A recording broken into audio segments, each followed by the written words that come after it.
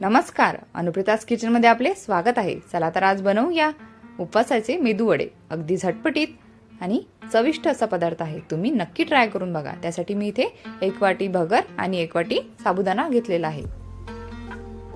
भगर म्हणजेच वरईचा तांदूळ। इथे आपल्याला 10 ते 5 मिनिटं चांगलं मीडियम फ्लेमवर भाजून घ्यायचं आहे। भाजून झाल्यावर आपल्याला थोडंसं थंड करून घ्यायचं आहे। त्यानंतर आपल्याला मिक्सरमध्ये वाटायचं आहे।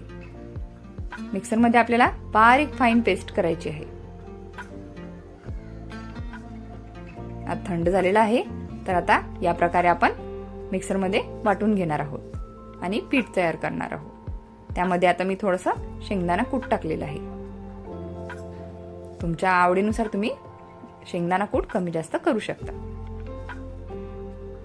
इथे मी 2 बटाटे उकडून घेतलेले आहे, ते चांगले बारीक करून घेतलेले आहे। आता हिरवी मिरचीचा ठेचा टाकलेला आहे। 2 चमचे इथे दही टाकायचं आहे आणि चवीपुरते मीठ टाकायचं। इथे मी सेंधा नमक वापरलेला आहे आणि चांगल्या प्रकारे मिक्स करून घेऊया। बटाटे पहिले मिक्स करून घेऊ, त्यानंतर आवश्यकतेनुसार त्यामध्ये पाणी घालायचं आहे। आता त्यामध्ये थोडंसं आपण पाणी घालणार आहोत आणि व्यवस्थित आपल्याला मळून घ्यायचं आहे।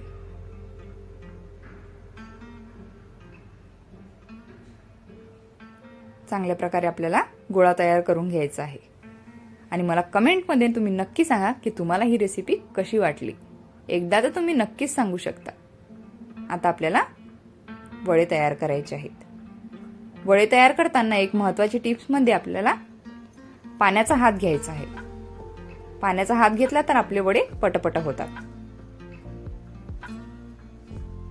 आणि वडे आपले तयार आहेत। तर आपल्याला ते छान मीडियम फ्लेमवर तळून घ्यायचे आहे।